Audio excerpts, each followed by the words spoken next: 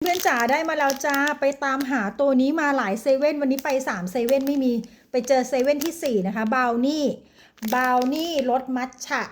เนื้อหนึบมัทฉะเข้มข้นราคา14 บาทของฟาร์มเฮาส์เพื่อนๆตื่นเต้นกินไปเลยจ้าเพราะว่าเห็นมีแต่คนรีวิวว่าอร่อยแล้วก็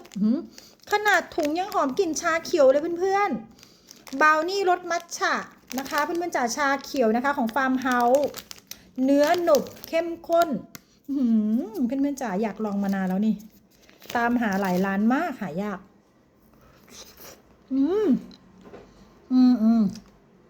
อร่อยจริงดูเนื้อมัทฉะเดี๋ยวเพื่อนๆสมคำล่ำลือที่หายากหอมกลิ่นชาเขียวมากอร่อยอ่ะ